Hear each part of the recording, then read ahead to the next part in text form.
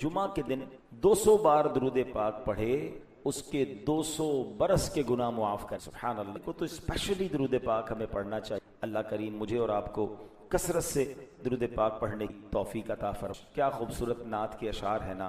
पढ़ती दुरूदें दौड़ेंगी हूरें, पढ़ती दुरूदें दौड़ेंगी हूरें, लाशा जो लेगा नामे मोहम्मद, रोजे कयामत मीज़ानो पुल पर देगा सहारा नामे मोहम्मद सल्लल्लाहु अलैहि वसल्लम। बेड़ा तबाही में आ गया है, दे दे सहारा नामे मोहम्मद सल्लल्लाहु ताला अलैहि वसल्लम। मोहब्बत से दुरूद पाक पढ़ लें। सल्लू अलल हबीब सल्लल्लाहु ताला अला मोहम्मद सल्लल्लाहु अलैहि वसल्लम। कुरान मजीद फुरकान हमीद हम आयतें जुमा के बयान में पढ़ते भी समझते भी हैं। हमें हमारे जुम्मे के बयान का टॉपिक ही कुरान की बातें। आज कौन सी आयत हमने सुननी है? आज पारा 26 है, सूरह अहकाफ और आयत नंबर है 20। अल्लाह करीम कुरान मजीद में इरशाद फरमाता है, बिस्मिल्लाहिर्रहमानिर्रहीम, अज़हबतुम तय्यिबातिकुम फी हयातिकुमुद दुनिया वस्तमतअतुम बिहा, अज़हबतुम तय्यिबातिकुम फी हयातिकुमुद दुनिया वस्तमतअतुम बिहा, फलयौम तुजज़ौना अज़ाबल हूनि बिमा कुंतुम तस्तकबिरून फिल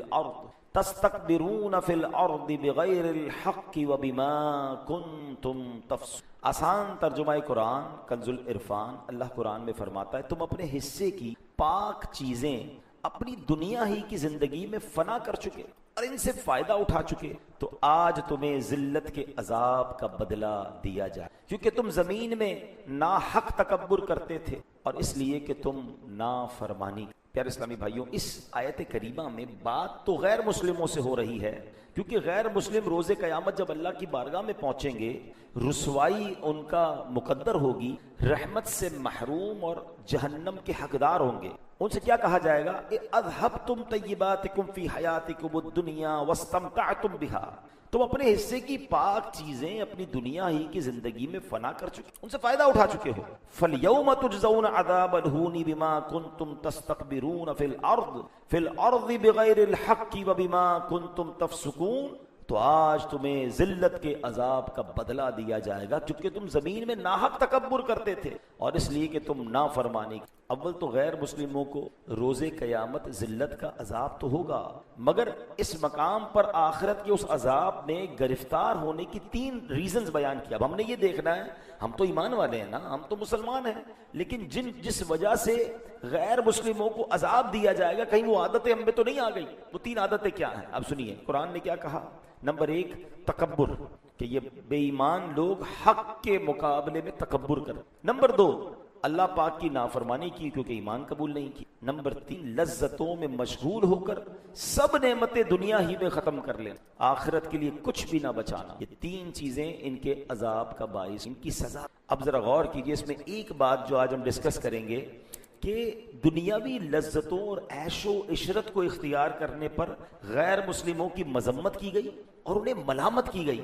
इसीलिए नबी पाक अलैहिस्सलाम, आपके सहाबा इकराम अलैहिम रिदवान, उम्मत के दीगर नेक लोग दुनिया की ऐशो इशरत और जनाब सिर्फ लज्जतों और से किनारा कश रहते थे और ज़ुहदो कनात वाली जिंदगी गुजारने को तरजीह देते, ताकि आखिरत का सवाब ज्यादा हो, आखिरत में ज्यादा बरकत। अल्लाह अकबर। हजरत जाबिर बिन अब्दुल्ला रदी अल्लाह तआला, ये सहाबी रसूल हैं। एक मरतबा आप रास्ते से गुजर रहे थे, हाथ में गोश्त था। फारूक आजम मुसलमानों के दूसरे खलीफा रदी अल्लाह तआला ने हजरत जाबिर को देखा कि हाथ में गोश्त लेके कहीं जा रहे हैं, तो पूछा, ए जाबिर क्या लिए जाते हो? अर्ज़ किया, हुजूर गोश्त खाने को जी चाह रहा था, लिहाजा बाजार से खरीद लाया हूँ। कितनी अजीब और कितनी कमाल की बात। हज़रत उमर फारूक आज़म कहते हैं कुल्लमा इश्तहैता शैअन इश्तरैता, ऐ जाबिर तुम्हें जब किसी चीज की ख्वाहिश होती है खरीद लेते हो। अमा तख्शा अन तकूना मिन अहली हादिहिल आया, क्या डरते नहीं हो कि इस आयत में जिनका जिक्र है कहीं उनसे ना हो जाओ? फिर कौन सी आयत पढ़ी? अज़हबतुम तय्यिबातिकुम फी हयातिकुमुद दुनिया, तुम अपने हिस्से की पाक चीजें अपनी दुनिया ही की जिंदगी में फना, यानी जो दिल में आया खरीद लिया, जो दिल में आया तुमने कर लिया। ऐसा तो नहीं कि आखिरत की नेमतें बचे ही ना, सारी दुनिया में खर्च कर लो। यानी दुनिया में अल्लाह की रिजा के लिए सादगी इख्तियार करना, दुनिया में अल्लाह की रिजा के लिए ख्वाहिशात नफ्सी को रोकना, क्योंकि इसमें जब बंदा गिरफ्तार होता है ना कि जो चाहिए कर लिया, जो चाहिए खा लिया, जो चाहिए पहन लिया, जो चाहे खरीद लिया, जब इस कदर वो दुनिया में गिरफ्तार होता है तो एक वक्त आता है कि हलाल और हराम की तमीज ही खत्म हो जाती है, क्योंकि अब शौक है, हर चीज लेनी है। अब नहीं है पैसे तो हराम कमाएगा, नहीं है पैसे तो मादअल्लाह वो फिर गलत कामों की तरफ जाएगा। अगर इंसान अपने आप को रोकने वाला होगा तो फिर वो हराम से भी रुकेगा। क्या खूबसूरत अंदाज हमारे बुजुर्गों ने इख्तियार किया कि दुनिया की दौलत होते हुए, इख्तियार होते हुए भी अपने आप को दुनिया की नेमतों में गर्क ना किया ताकि आखिरत की नेमतें बाकी रहें। एक और वाक़े से समझिए, हज़रत उमर फारूक रज़ियल्लाहु अन्हु एक बार शाम गए, मुल्क शाम। आप अमीरुल मोमिनीन थे, आपके लिए बहुत लजीज खाना तैयार किया गया, ऐसा लजीज, इतना जिसको कहना लग्जरी खाना, आपने कभी देखा ही नहीं था ऐसा पहले। तो हज़रत उमर ने फरमाया, हादा लना फमा लिफुकराइल मुस्लिमीन अल्लज़ीना मातू वहुम ला यशबऊन मिन खुब्ज़िश शईर। ये खाना हमारे लिए है, तो उन मोहताज मुसलमानों के लिए क्या था कि जो इस हाल में फौत हुए कि उन्हें जौ की रोटी भी पेट भर के नहीं खाई। तो आपको हज़रत खालिद बिन वलीद ने जवाब दिया, लहुमुल जन्ना, उनके लिए जन्नत है। वो तो कम खाया उन्होंने, दुनिया को इतना उनको नेमत ही नहीं मिली, सब्र करके चले गए, उनके लिए जन्नत है। ये सुनकर फारूक आजम की आंखों से आंसू। आप कहते हैं, इन कान हज़्ज़ना मिन हाज़ल हुतामी व ज़हबू बिल जन्नती लक़द बायनूना बौनन बईदा। काश हमारे लिए दुनिया का हिस्सा चंद लकड़ियां होती, वो मोहताज मुसलमान अपने हिस्से में जन्नत ले गए, हम में और उनमें बहुत। अभी कैसी बात है, फारूक आजम जैसी शख्सियत जो 100% जन्नती हैं, जिनको तो नबी पाक ने दुनिया में जन्नत की बशारत दी, वो तड़प रहे हैं कि वो गरीब लोग, वो फाका कश, वो अल्लाह की रिजा पर राजी रहने वाले जन्नत ले गए। हमारे और उनमें बड़ा फर्क है। मगर आज हमारे पास थोड़ा हो तो हमें तकलीफ हो जाती है, हम किसी के माल को देखकर परेशान हो जाते हैं। हालांकि अल्लाह को पसंद ये है कि बंदा दुनिया में सादा जिंदगी गुजारे, जो मिले उस पर कनात करे, ज्यादा की हवस ना करे, क्योंकि जन्नत की नेमतें हैं ना।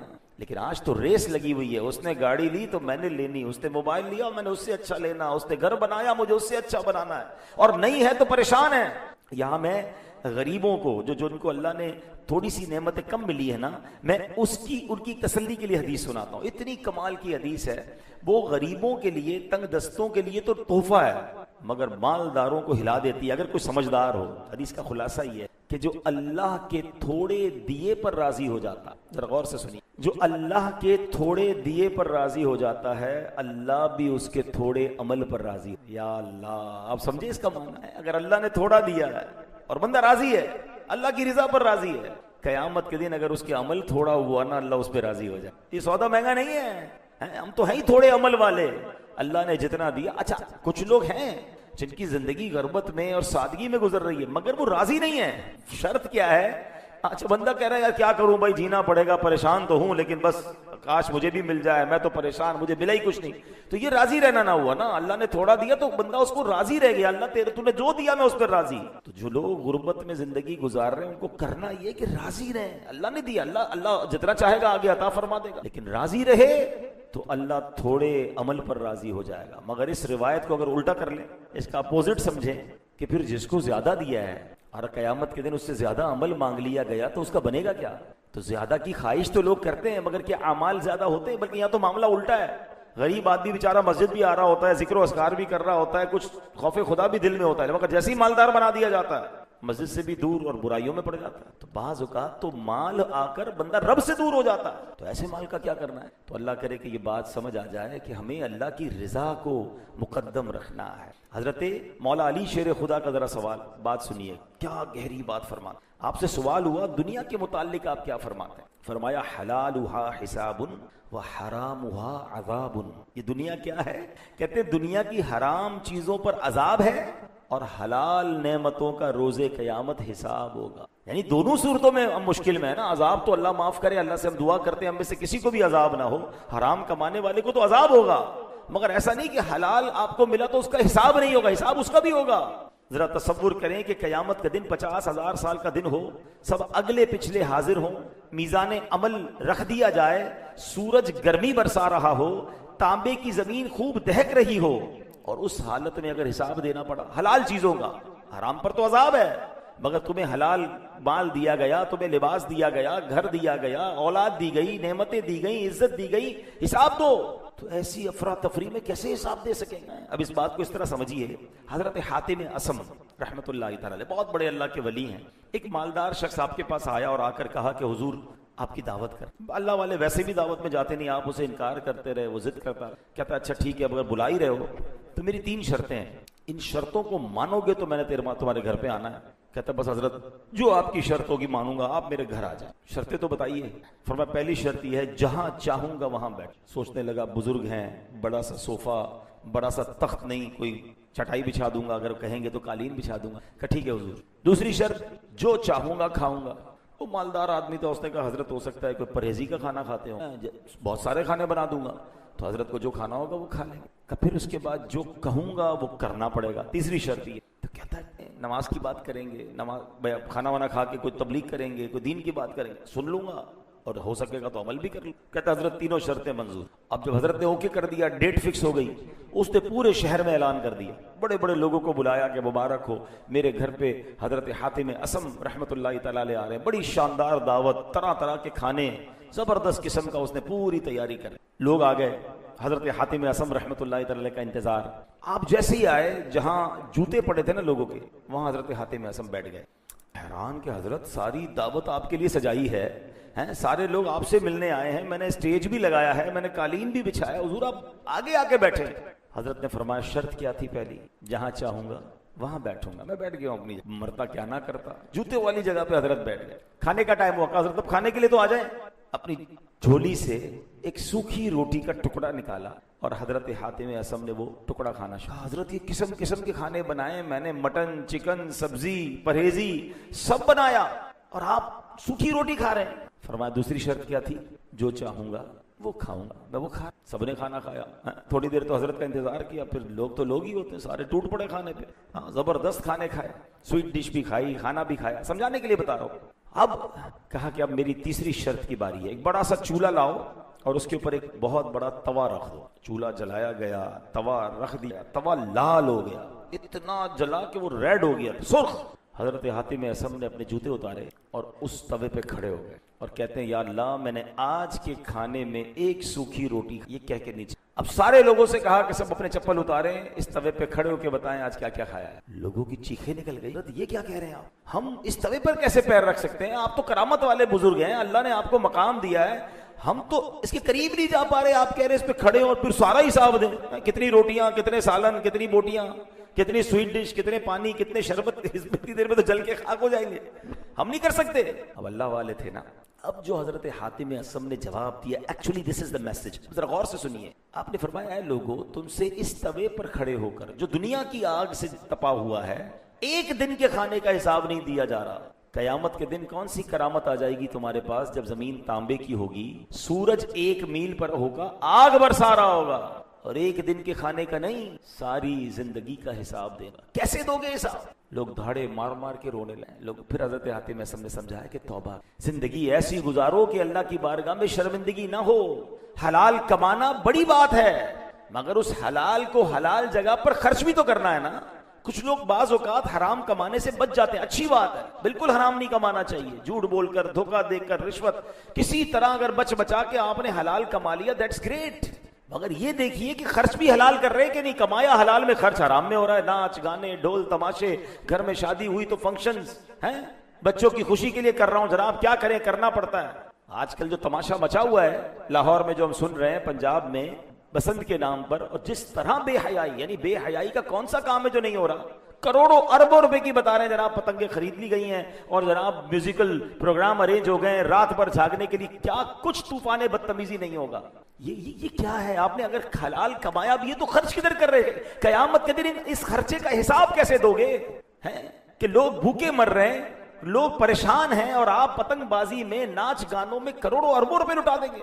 अच्छा ये तो चले एक त्योहार में ना, हमारे यहाँ आए दिन शादियों में हम सुनते हैं कि फला को बुलाया, करोड़ रुपए दे दिए, फला नाचने वाले को बुलाया, 1.5 करोड़ रुपए का फंक्शन करवाया। इस एक एक रुपए का हिसाब हजरत हातिम असम कह रहे हैं, इस तवे पे खड़े होके आज के दिन का खाने का हिसाब दो।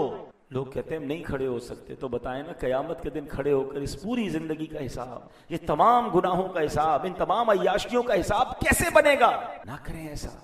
एक एक नेमत का सवाल होगा, एक एक नेमत के बारे में क्वेश्चन होगा। और ये मैं नहीं कह रहा, कुरान कहता है, सुम्मा लतुसअलुन्न यौमइदिन अनिन नईम, फिर बेशक जरूर उस दिन तुमसे नेमतों के मुतालिक पूछा जाएगा। और कीजिए, क्या हमारे पास जवाब है कि अल्लाह ने हमें माल दिया, घर दिया, इज्जत दी, दौलत दी, शोहरत दी, औलाद दी, फैमिली दी? क्या इसका जवाब दे सकेंगे? हम प्रॉपर इस्तेमाल कर रहे हैं? अब अपनी बॉडी को देख लेना, आंखें दी, आंखों से क्या हो रहा है? अल्लाह ने इसलिए दी कि नाफरमानी की जाए। हाथ दिए, हाथों से लोगों की मदद हो रही है, हाथों से अच्छे काम हो रहे हैं, हाथों से ज्यादतियां हो रही हैं। पैर दिए, पैर से अल्लाह के घर की तरफ चलते हैं या इसी पैरों से गलत कामों की तरफ जा रहे हैं? गौर करें। सुम्मा लतुसअलुन्ना यौमइज़िन अनिन नईम, एक एक नेमत के बारे में सवाल होगा। काश हम नेमतों को सही इस्तेमाल करने वाले बन। ऐ मेरे प्यारे इस्लाम भाइयों, आपने सुना कि गैर मुस्लिमों को ये कहा जाएगा कि तुमने दुनिया में नेमतें यूज कर ली, आखिरत के लिए कुछ बचा कर नहीं रखा। कहीं ऐसा ना हो कि बस दुनिया दुनिया, यहाँ की लज्जत, यहाँ की चीजें, और बंदा यहाँ ऐसा गर्क हो जाए कि फिर आखिरत के लिए उसके पास कुछ ना बचे। एक बार मुसलमानों के दूसरे खलीफा हजरत उमर फारूक आजम रदी अल्लाह तआला अन्हु बारगाह रिसालत में हाजिर हुए। देखा कि एक चमड़े का तकिया है जिसके अंदर खजूर की छाल है। सरकार अली वकार अलैहिस्सलाम, अल्लाह के हबीब अलैहिस्सलाम उस तकिए से टेक लगाए खुरदरे बान से बुनी हुई चारपाई पर लेटे हुए हैं। बड़ी सी, जिसको खुरदरा होता है ना, उसकी डोरी जो होती है, कॉर्स फाइबर कॉर्ड्स होती हैं, खुरदरे बान की वो बुनी हुई चादर चारपाई होती है। चारपाई पर कोई बिस्तर भी नहीं था, कोई कपड़ा भी नहीं था। उस डोरियों पर, उस रस्सियों पर जो खुरदरी थी, प्यारे आका लेटे हुए थे। जब नबी पाक अलैहिस्सलाम चारपाई से उठे ना, तो आपके जिस्म पर उस चारपाई के निशान बने। हाय हाय, जिनके लिए कायनात बनाई गई, वजह तख्लीके कायनात है, जो reason of the whole creation. हम कहते हैं ना, जमीनो जमा तुम्हारे लिए, मकीनो मकान तुम्हारे लिए, चुनीनो चुना तुम्हारे लिए, बने दो जहां तुम्हारे लिए। वैसे ही नहीं कहते, ये हदीस कुदसी अल्लाह फरमाता है, लौला कलमा खलक़तुल अफलाक, महबूब अगर तुम्हें ना बनाता तो ये चांद सूरज या आसमान ना बना। सारा जहान बना हुजूर अलैहिस्सलाम के लिए। और हुजूर कैसे कि ऐसी चारपाई पे आराम कर रहे हैं कि जिस्म पर निशान हो गए, खुरदरा छाल का, खजूर की छाल का तकिया। हजरत उमर ने देखा तो आपकी आंखों से नबी पाक अलैहिस्सलाम अपने सहाबी को, अपने आशिक ज़ार को, हजरत उमर को रोते देखा तो फरमाया, ए उमर क्यों रोते हो? अर्ज किया, या रसूल अल्लाह सल्लल्लाहु अलैहि वसल्लम, खुदा की कसम मैं जानता हूं कि आप अल्लाह पाक के रसूल हैं। अल्लाह अज़्ज़ वजल की बारगाह में आपका ऊंचा मकाम है। आप कैसर व किसरा, रोम और ईरान के बादशाहों से बहुत ज्यादा इज्जत वाले हैं। या रसूल अल्लाह सल्लल्लाहु ताला अलैहि वसल्लम, मुझे रोना इस बात पर आ रहा है कि कैसर व किसरा यानी दूसरे मुल्कों के बादशाह जो ईमान वाले नहीं, वो मोहल्लात में रहें, नरम बिस्तरों पर सोएं। हुजूर उनके लिए बहुत कुछ है और आप अल्लाह के हबीब हैं, आपका मकाम और मर्तबा इतना बड़ा है और आप ऐसी जाहिदाना जिंदगी बसर कर रहे हैं। अब गौर से नबी पाक का जवाब सुने, काश ये बात हमें समझ आ जाए। नबी पाक फरमाते, उमर क्या तुम इस बात पर राजी नहीं कि उन गैर मुस्लिमों के लिए दुनिया है और हमारे लिए आखिर? ये बात समझनी होगी। ये दुनिया हमारा ठिकाना नहीं, इधर मिल जाए, ये भी मिल जाए, वो भी मिल जाए। यार वैसा घर मेरा क्यों नहीं, ऐसा बिस्तर मेरा क्यों नहीं, ऐसी गाड़ी मेरी क्यों नहीं, ऐसी लग्जरी लाइफ मेरी क्यों नहीं? इसी चक्कर में मर गए हम। हमारे लिए नहीं है, हमारे लिए आखिरत है और उधर की नेमतें। अल्लाह अकबर। हदीस के अल्फाज है, जन्नत की वो नेमतें, हदीस का खुलासा है, किसी आंख ने देखा ही नहीं, किसी कान ने सुना नहीं और किसी का उसके दिल पर गुमान भी नहीं गुजरा, यानी इमेजिनेशन भी नहीं हो सकती। जन्नत ऐसी है, अल्लाह ने ऐसी तैयार कर रखी है। मगर किसको फिक्र है जन्नत की? हमें तो अभी चाहिए ना, क्योंकि जन्नत तो बाद में मिलेगी। हम असल में एक्चुअली नफ्सियाती प्रॉब्लम हमारा यह है कि नेकी पर जो अजर है वो बाद में मिलेगा, गुनाह की लज्जत अभी मिल जाती है। बंदा कहता है इधर उठाओ ना लज्जत भाई, वो तो पता नहीं मिलेगी। माद अल्लाह, ईमान ही नहीं है ना, वो भरोसा नहीं है। जिस दिन ये लेवल मिल गया आपको भरोसे, तो फिर दुनिया की लज्जतों में गर्क होने को जी नहीं आएगा। और इसी वजह से बंदा फिर पहले लज्जतों में गर्क होता है। जो हमें रोका गया ना कि सिर्फ दुनिया की हवस दिल में ना हो, खाना पीना मना नहीं है, लिबास मना नहीं है, लग्जरी घर मना नहीं है, लेकिन अगर हर दिल में आने वाली चीज करने का जी चाहेगा ना, तो एक वक्त आएगा हलाल और हराम की तमीज खत्म हो जाए। बंदा हर वो चीज चाहेगा जो दिल चाहता है, रोकने की तमन्ना ही नहीं होगी ना। हम अपने बच्चों को नहीं रोक पाते कि नहीं यार बच्चा कह रहा है दे दो, हालांकि वो बाज़ औक़ात गलत होता है उसके लिए, क्योंकि हमने नो कहने का, अपने नफ्स को मना करने की आदत ही नहीं रखी है। और उसकी वजह से पहले हलाल लज्जतों में, और एक वक्त आता है कि फिर नुकसानदेह लज्जतों में, और एक वक्त आता है फिर हराम लज्जतों में बंदा पड़ जाता है और आखिरत की जो नेमतें हैं उससे दूर हो जाता है। और नबी पाक की शान क्या है? नात की अशार सबको याद है। सलाम उस पर के जिसने बेकसों की दस्तक, सलाम उस पर के जिसने बादशाही में फकीरी की। ये बात समझनी है कुछ लोग होते हैं गरीब फकीर, उनके हाथ में नहीं होता अमीरी, मगर मेरे आका वो हैं जो बादशाह हैं और बादशाही में फकीर। इख्तियार था आपके पास, खुद फरमाते अलैहिस्सलातु वस्सलाम कि मैं चाहूं तो ये पहाड़ सोने चांदी के बनकर मेरे साथ चलना शुरू हो जाए। मगर हाल क्या है? सलाम उस पर के जिसके घर में चांदी, सलाम उस पर के सादा बोरिया जिसका बिछौना था। होते हुए बादशाही में फकीरी करना, ये सरकार दो आलम अलैहिस्सलाम, काश ये बात कि होते हुए बंदा सादा लाइफ गुजारे, अपने नफ्स को काबू रखे। यार हर वो चीज नहीं करनी जो दिल चाह रहा है, उसको रोकेगा, अल्लाह नेमतों में, आखिरत की नेमतों में इजाफा फरमाना है। आपको चाह रहा है यार मैंने बेहतरीन खर्च करना है, थोड़ा कम करके किसी गरीब का भला कर, अल्लाह की राह में जमा करा दे कि चले यार दीन के राह पे खर्च कर रहा हूं, आखिरत में मल्टीप्लाई होकर मिल जाएगा। ये अंदाज इख्तियार करें, इंशाअल्लाह इससे आपकी, आप कहते हैं ना बंदे की चादर भी, चादर के अंदर पैर फैलाएंगे। आज के दिन अच्छे, कल दिन डिस्टर्ब हो गए तो फिर जिन लोगों की आदत हर चीज लेने की, हर खर्च करने की, खुदा ना खास्ता जब हाथ तंग होता है तो बड़ी तकलीफ में आते हैं। और जो अक्लमंद मालदार होता है वो अपने आप को उस स्टेबिलिटी के साथ रखता है कि अल्लाह ना करे कभी आमदनी कम भी हो गई तो जिंदगी में कोई बड़ा असर ना आए। वो सादे खाने, सादे लिबास, सादा जिंदगी, कम खर्च वाली, मयाना रवि वाली गुजारे ताकि जनाब लाइफ स्टेबल रहे। और अगर पैसे अल्लाह ने ज्यादा दिए हैं, कुछ लोग कहते हैं यार है तो खर्च ना करें, अरे भाई खर्च करने तो इसी पैसे को जन्नत के, आखिरत के अकाउंट में जमा करा दो ना। आपको अपने बच्चों की शादी पर करोड़ों रुपए खर्च करके और अल्लाह को नाराज करने वाले काम करना क्यों जरूरी है? एक साहब मुझे मिले, बड़े अच्छा उनका जहन है, हमारे रिश्तेदारों में से, अल्लाह ने उनको बहुत नवाजा है। वो जब भी बच्चे की शादी करते हैं एक ही प्रोग्राम करते हैं, हालांकि लोग 15-15 पता एक एक महीना शादियां चल रही होती हैं, शादी शुरू हुई है खत्म ही नहीं हो रही, ये नाइट तो वो नाइट, तो वो खाना, तो वो बेहयाई, वो नाच, ला हौला वला कुव्वता इल्ला बिल्लाह। तो मैंने उनसे पूछा यार आप एक ही प्रोग्राम, कमाल का जवाब दिया, क्या करोड़ों रुपए खर्च कर सकता हूँ, मगर वो पैसे बचा के उतने ही पैसों में कुछ गरीब बच्चे बच्चियों की शादी करा। फायदा क्या होता है कि जिनकी शादी करवाता हूं ना वो सारी जिंदगी मेरे इन बच्चों के लिए दुआ करते हैं जिनकी अभी शादी हुई है, तो मेरे इन बच्चों की लाइफ बड़ी अच्छी गुजरता है। सुभान अल्लाह, करोड़ों रुपए उन्होंने भी खर्च किए, मगर बकिया पैसे जन्नत के अकाउंट में भी जमा हो गए, वहां मिलेंगे भी वापस इंशाअल्लाह। और जिनकी जिंदगी बन गई, कितना अच्छा तरीका है। काश की जहन बन जाए कि अगर जहां मुझे ज्यादा खर्च करने को जी चाह रहा है करें, मगर उसमें जो हराम चीजें माइनस करें और उसकी जगह पर वही पैसे अल्लाह की राह में दे दें, किसी गरीब मुसलमान को दे दें, उसका घर बना दें, उसकी शादी करवा दें। वो जब तक उसमें जिएगा आपके बारे नहीं आ रहे हो जाएंगे ना।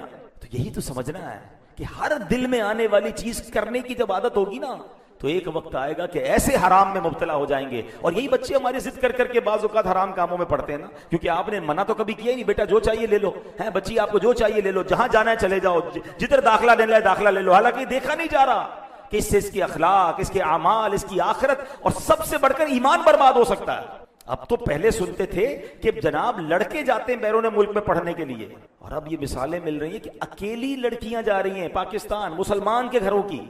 कहां गई बेटी यूरोप गई है, किधर यूके गई है पढ़ने के लिए, अकेली। कहां रहेगी? पर्दे का क्या होगा? शरीयत के अहकाम पर अमल कैसे होगा? और उन ममालिक में क्या हाल होगा उसका? Nobody cares. इसलिए पैसा अल्लाह ने दिया कि उस पैसे का ये इस्तेमाल। हम अल्लाह को जवाब क्या देंगे? क्या ये जिम्मेदारी नहीं थी माँ बाप की? ये वही वजह बनी कि पहले बचपन में मना नहीं किया, रोकने की आदत नहीं रखी, अब जो उनकी डिमांड है वो आप पूरी कर रहे हैं। आओ मैं आपको हसनैन करीमैन का वाकया सुनाता हूं, नबी पाक की सीरत से सुना रहा हूं। हो सकता है मुझे इस बयान के बाद क्रिटिसाइज किया जाए सोशल मीडिया पर कि देखो मौलाना साहब जो है वो हमारी जिंदगी मुश्किल कर रहे हैं। मैं आपको आपके नबी अलैहिस्सलाम की तालीम दे रहा हूं, मैं अपने आका का वाकया आपको सुनाने जा रहा हूं। जिसने कलमा पढ़ा है नबी पाक का वो गौर से ये वाकया सुन लें। सरकार दो आलम अलैहिस्सलाम की आदत करीमा क्या थी कि जब भी सफर की इब्तिदा फरमाते, बीबी फातिमा रदी अल्लाह तआला के घर मुबारक से कर सफर की इब्तिदा किया कर। हाँ, चले ये भी सीखने को मिला कि बेटी से प्यार कैसा हो। नबी पाक ने प्रैक्टिकली बताया कि वालिद का बेटी से इंटरेक्शन क्या होता है। आजकल लोग बेटी और बेटे हो तो बेटों को तरजीह देते हैं, बेटी का ख्याल ही नहीं।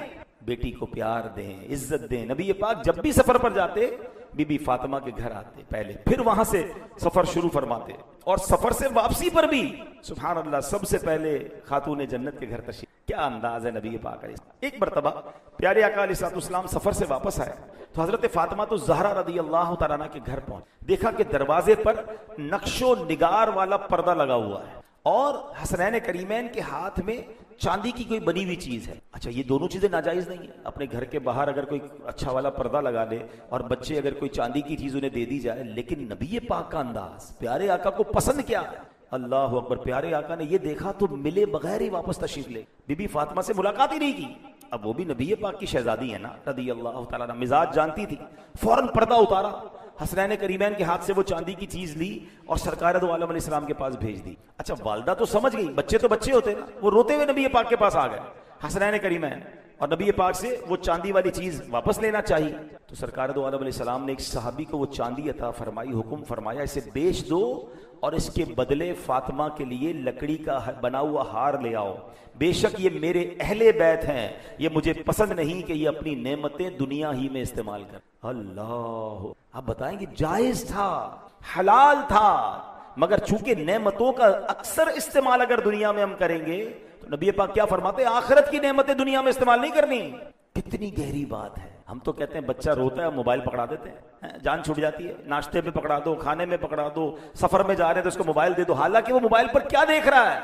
आगे बढ़ते बढ़ते अब तो 2-2 साल 3-3 साल के बच्चे यूट्यूब खोल लेते हैं और वो यूट्यूब पे क्या देख रहे हैं कोई फिक्र ही नहीं, और उसके दिमाग के अंदर उसके ईमान पर, उसके कैरेक्टर पर, उसकी थिंकिंग पर, उसके इमोशंस पर किस कदर वो इफेक्ट जा रहा है। हमें क्या परवाह भाई, बच्चा रोता है मैंने दे दिया मोबाइल, आईपैड लाके दे दिया, फला चीज लाके दे दी, बचपन से ही आपने। अच्छा, फिर हम कहते हैं बच्चे से लेते क्यों नहीं, वो रोता है। हाँ, बीबी फातिमा के घर से हसनैन करीमैन भी रोते हुए आए थे ना। नबी पाक ने सुभान अल्लाह कितनी 1450 साल पहले हमारी तरबियत फरमा दी कि बच्चा रोए और अगर कोई चीज उसके लिए बेहतर नहीं तो उसको रोने दो। वो हसनैन करीमैन के जिनकी आंख का आंसू फरिश्ते बर्दाश्त नहीं करते थे, अल्लाह अकबर, फरिश्ते गवारा ना करते कि हसनैन करीमैन की आंखों में आंसू आ जाए, मगर नबी पाक उनकी तरबियत फरमा रहे। एक्चुअली दिस इज रिक्वायर्ड कि आज अपने बच्चों को अब इसका तरीका है, माशाल्लाह पढ़े लिखे लोग समझाते हैं कि यार अगर बच्चे को मोबाइल छुड़वाना है तो आप इन्वॉल्व हो जाए। असल में हमारे पास टाइम नहीं बचा ना, माँ बाप चाहते हैं हम भी फ्री रहें, हम भी अपना मोबाइल यूज करें, बच्चे अपना मोबाइल यूज करें। एक ही घर में कभी कभी मंजर होता है, ड्राइंग रूम में 5-7 लोग बैठे होते हैं, बेटा बेटी माँ बाप सब, मगर कोई किसी से बात नहीं कर रहा, सब अपने अपने मोबाइल पर है, घर में रहकर भी अजनबी है।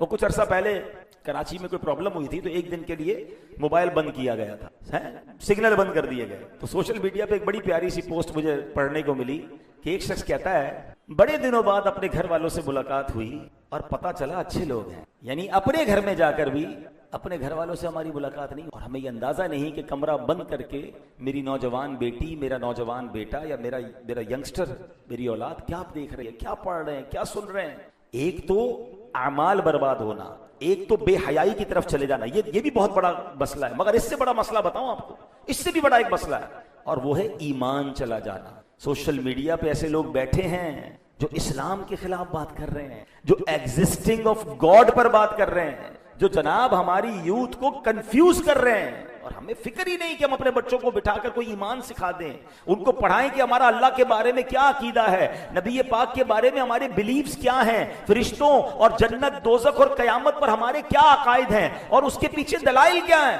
मसला ये कि वालिद को भी तो नहीं पता, बच्चे को कब सिखाएगा, खुद माँ को नहीं पता, वालिद को नहीं पता, बाय बर्थ मुसलमान है, हमें तो इसलिए पता है मुसलमान है कि अम्मी अब्बू ने मुसलमानों वाला नाम रख दिया था, पैदा हुए तो अजान कान में आ गई, हमने स्टडी तो किया ही नहीं। कुछ लोग बाय चॉइस मुसलमान बनते हैं, दुनिया में ऐसे लोग हैं जो गैर मुस्लिम होते हैं, पढ़ते हैं और उसके बाद सेलेक्ट करते हैं कि हाँ इस्लाम सबसे अच्छा मजहब है, वो हमसे ज्यादा बाज़ औक़ात प्रैक्टिसिंग होते हैं, और हम में से तकरीबन वो जो बाय बर्थ मुसलमान है, पैदा हो गए मुसलमान, अच्छा नाम मुसलमानों वाला, मस्जिद जाना है चलो मस्जिद चले जाते हैं, ईद पढ़नी ईद पढ़ ली, रमजान में रोजे रखते, बस दैट्स इट। यार बिलीव्स, सबसे मेन चीज तो अकीदा है।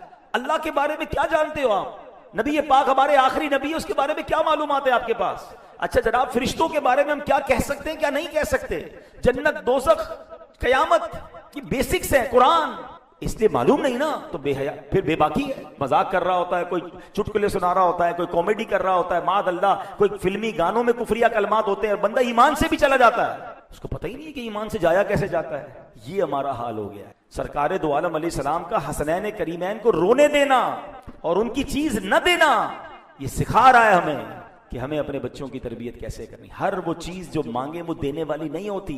अब आप कहें क्या करें, बच्चे रोते हैं, आपको इन्वॉल्व होना पड़ेगा, आप मोबाइल ले लें और खुद इन्वॉल्व हो जाएं, बच्चों के साथ खेलें, टाइम दे। यही तो नबी पाक अलैहिस्सलाम ने किया ना, हसनैन करीमैन को कांधों पे उठाया, उनके साथ दौड़े लगाई, अल्लाह के हबीब अलैहिस्सलाम होते हुए। हमारे पास असल में हम टाइम बचाना चाहते हैं, ऐसा ना करें। ये बच्चे हमारा सरमाया है, ये आने वाली नस्ल हमारे मरने के बाद हमारा नाम बाकी रखेगी या नाम बर्बाद कर देगी, हमारे जाने के बाद हमें इसाले सवाब करेगी या हमारे लिए गुनाहे जारिया का बायस बनेगी, कौन सोचेगा। प्लीज आज हमारा टॉपिक बड़ा बड़ा यूनिक रहा, जो आप शुरू से आया करें प्लीज, जो माशाल्लाह शुरू से आए। हमने कुरान के जरिए इस बात को डिस्कवर किया कि काफिरों की, गैर मुस्लिमों की एक आदत यह है कि वो दुनिया की लज्जतों को इसलिए हासिल कर लेते हैं और दुनिया की लज्जतों को इस्तेमाल कर लिया कि आखिरत के लिए उनके लिए कुछ ना बचा। तो आज हमने ये जाना कि हर वो चीज जो दुनिया में हमें उसकी तलब नहीं होनी चाहिए। कनात, अल्लाह की रिजा पर राजी, अपनी ख्वाहिशात पर कंट्रोल ले सकता हूं मगर फिर भी नहीं ले रहा, क्योंकि इसी से प्रैक्टिस होगी, इसी से आप अपने आप को रोक सकेंगे। आज हलाल लज्जतों से रोकेंगे, कल हराम लज्जतों से रोकेंगे। जो चाहा खा लिया, जो चाहा पहन लिया, जो चाहा कर लिया, ये वो आदत है जो गैर मुस्लिमों की है। मैं अपनी जिंदगी का आपको एक वाकया सुनाता हूं। जिन्होंने दुबई और यूएई की गर्मी देखी है, अरब ममालिक की, मैं एक बार फुल गर्मी के सीजन में अरब इमारात, बहुत पुरानी बात है, मैं गया तो वहां अमीर अहले सुन्नत जो फाउंडर ऑफ दावत इस्लामी है, उनसे मेरी मुलाकात हुई। वो एक घर में थे।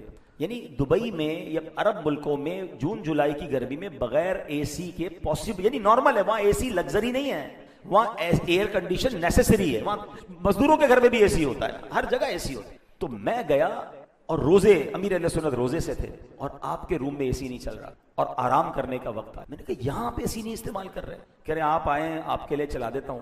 मेरी तमन्ना यह है कि मैं कहीं दुनिया की नेमतें इस्तेमाल कर लूं तो मेरे लिए आखिरत की।